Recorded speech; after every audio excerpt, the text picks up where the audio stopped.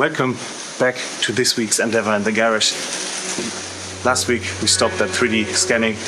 Unfortunately, it's still far too bright outside. So this week we're gonna check the back of the car again.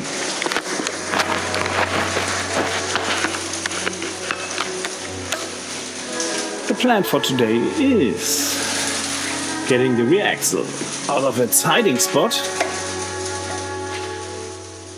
Have a look at everything. Have a look at the setup of the camber arms. Get rid of everything in the way. That includes the EU spec aftermarket taillights.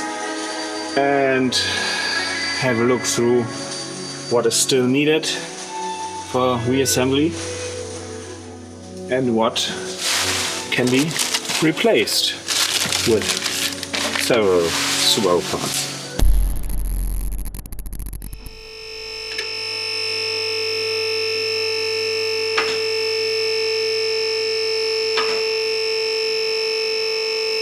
Pulling out the rear axle. Oh yes.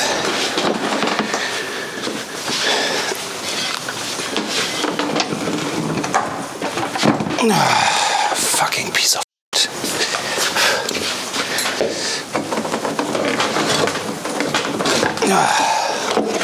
I almost forgot how heavy this thing is. This is mounting stuff. This is mounting stuff. This also is mounting stuff. Can go here. Should have worn gloves. Once more with feeling.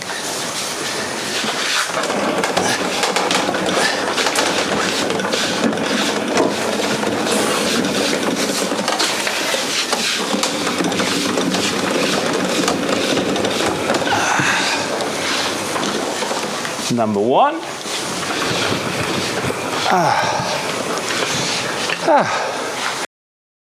Rear axle itself with all new bushings, all new bolts, new camber arms, reworked axles, new tone rings, new backing plates, new bolts, very important, and completely oiled bolts. And what we still need is to reassemble all the stuff. And on this table specifically, we have a buttload full of parts. Some of these parts, like this, will get sent out to be sandblasted and probably powder coated. I've got a full box of this stuff. And when I say full box, I mean this stuff. There are a few small Skyline parts as well, but most important, the big brace of the rear axle. Unfortunately, I already put in new bushings that I don't need because it gets reworked anyway. My home deruster didn't work good enough for that one. So what really needs to happen now is to sort out what is what and what is needed. These are obviously for the trail arms. These will be needed later on. So I need a box for later on parts. God, send me a box, please. Oh, there's one. Welcome to the box of later on parts.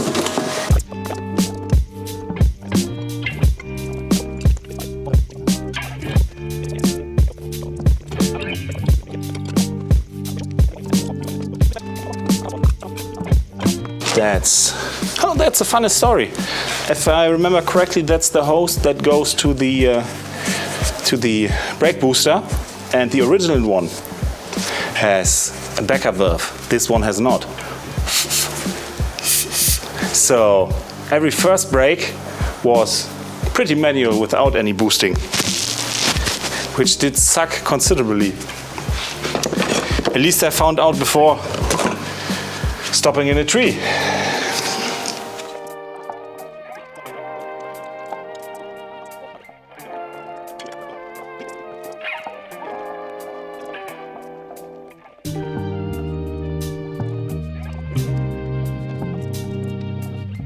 And now the big question is,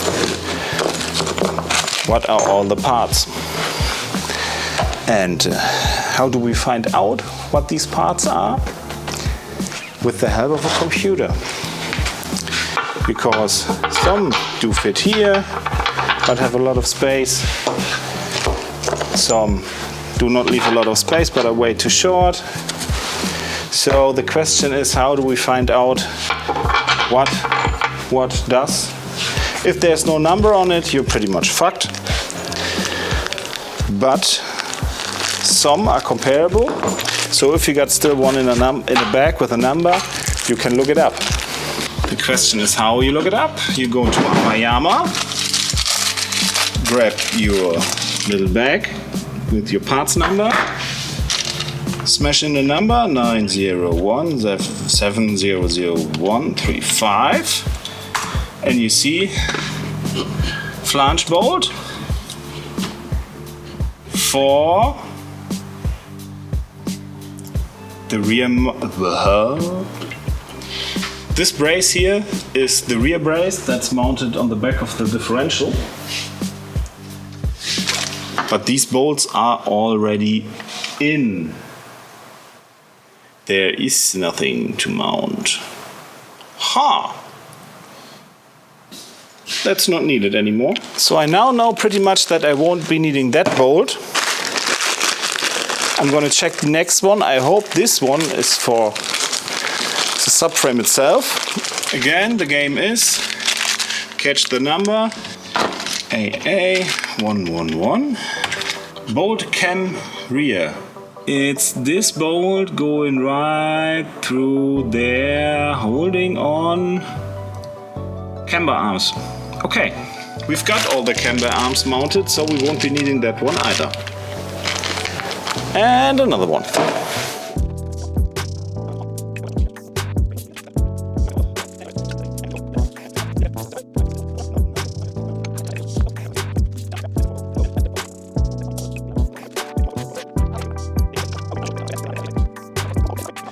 I've got bolts that fit in there with the top, but I leave a lot of space.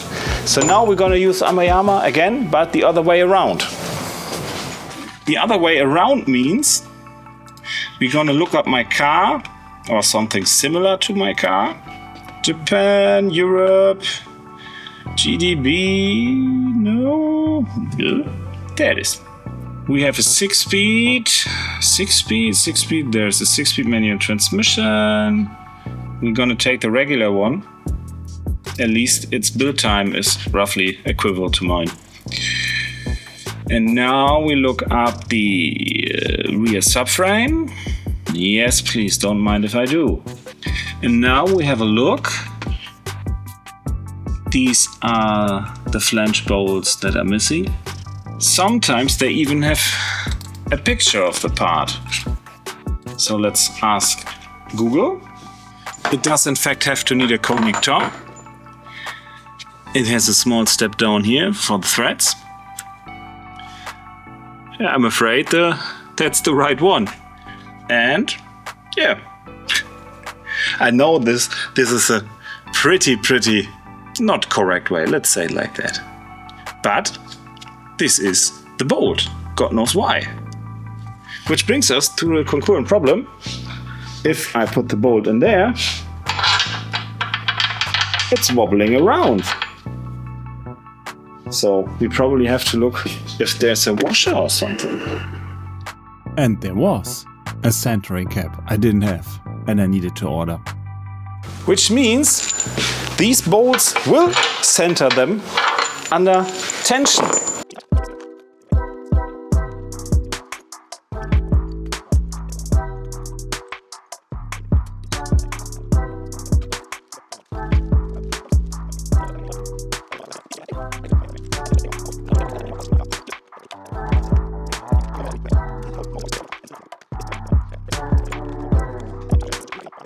For my bolt bucket, this has nothing to do with anything here. Yeah, I guess we need to order some parts. Although I was really happy to mount everything, I forgot an important part. At the moment, I've got no chance to to recognize how far these arms are in or out, which pretty much means they can be anywhere, which unfortunately means I need to get one of those bolts out again, which is not fun to do. So let me explain. We have a thread thickness. Ignore the pitch for now. We have a thread thickness and we have a bolt length.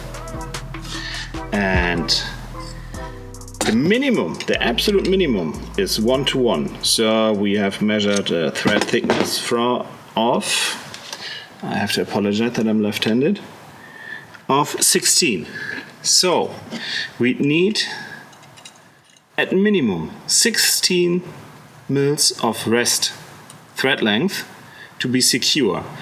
You always go by 1.5 to have a little bit of reassurance of give and take.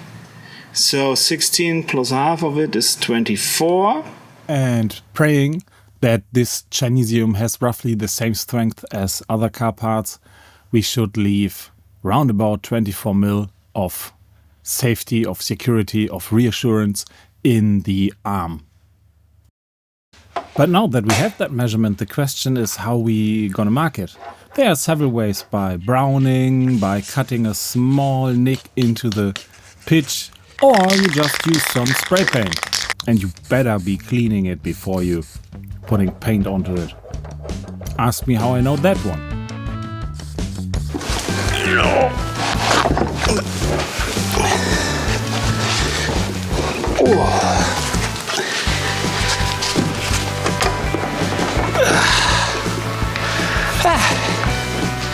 Almost. Almost. Come on.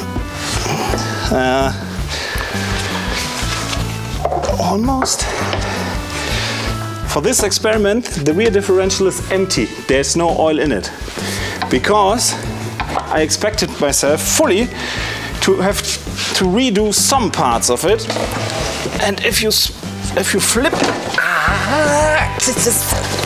that was my finger. If you flip it over on itself while it's full, it leaks pretty bad. In fact, ask me how I know.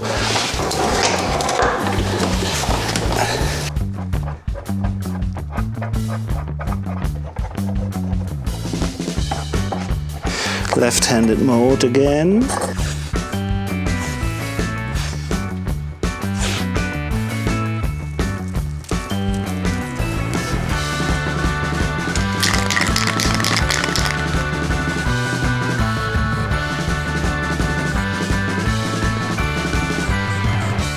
And put a nut on it. So there's no escape.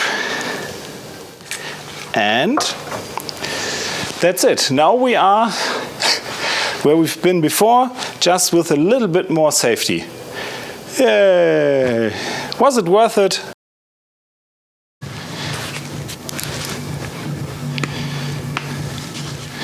What's Germany without a rave party? I think my neighbors are having a rave party. Long story short, I flipped this thing upside down, and I guess I need to show you guys why I can't just simply put it in there. So with old cars, and especially with this still rust bucket, we had to use the long arms from the car hoist to get under the still sound subframe, because still was no option, which leaves for the backside the short arms, which we also, because of rust, couldn't put under the sill. We put where the subframe is mounted. The subframe itself sits in these bolt holes there and yonder, but the big support frame sits there and there. These holes here are for the trailing arm mount. That fits. We already tested that. Underneath here is the screw hole for the bolt that carries the differential support. This is where we need to go, but we can't. We still have one screw hole that's not accessible, in which we expect the bolt to be. I ripped off one bolt and I can't for the life of me not remember where it was. It could be there, but it doesn't have to. Who knows?